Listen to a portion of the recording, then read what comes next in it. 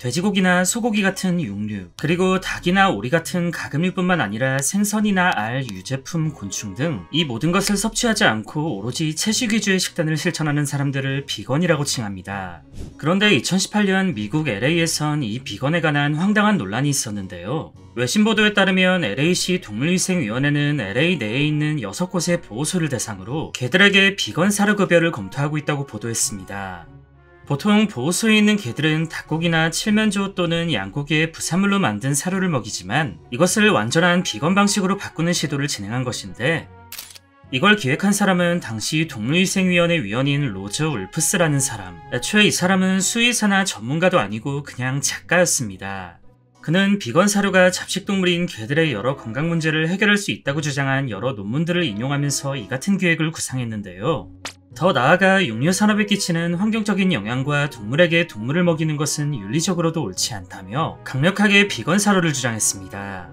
이게 무슨 개소리인가 싶으시겠지만 실제로 이와 관련된 그럴듯한 연구 결과가 있었는데, 영국 윈체스터 대학 보건학부와 호주 그리피스대 환경과학 연구팀이 반려견 2,500마리의 1년간 식단을 조사한 결과 채식 위주의 식단이 개들의 건강에 더 긍정적이고 도움을 주는 것으로 나타났다고 전해졌습니다.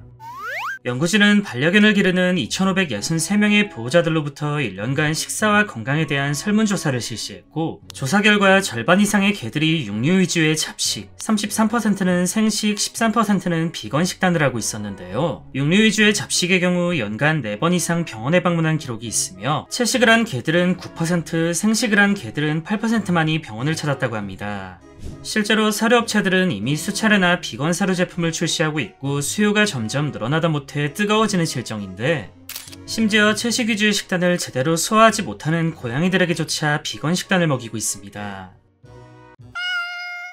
그리고 이러한 주장이 점점 화제가 되자 몇몇 수의학자들은 무슨 개풀 뜯어먹는 소리냐며 반박했는데요. 미네소타 대학 수의대 줄리 처칠 교수는 저들이 주장한 논문을 세심하게 검토한 뒤 연구 자체가 너무도 견주의 시각에서 작성되었다며 이 점을 한계로 지적했습니다.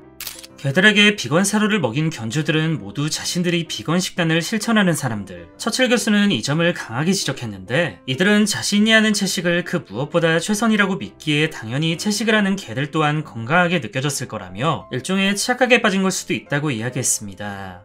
더불어 처칠 교수는 비건 식단을 한 개들이 건강해 보이는 이유는 식단 외에 다른 요소들 때문일 수도 있다고 주장했는데요. 비건 식단을 실천하는 사람들은 보통 사람들보다 건강을 우선시하고 노력하는 사람들. 따라서 그들과 함께 지내는 개들 또한 산책을 더 많이 나가는 등 식단이나 사료와는 전혀 관계없는 외적인 긍정적인 요소가 크다고 주장했습니다.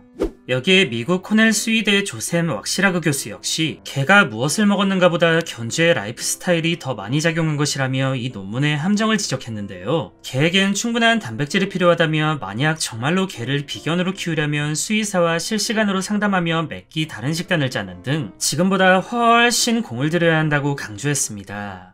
이들 외에도 LA 수의사협회 대표인 제레미 프루파스는 보고서를 통해 비건 사료는 개의 단백질과 칼슘 인부족을 이야기할 수 있고, 특히 어린 개들이나 임신 중인 개 혹은 부상당한 개들에겐 절대 급여해선 안 되는 사료라고 반박했는데, 터치부 대학 동물영양학 교수 리사 프리먼 또한 같은 의견을 냈습니다.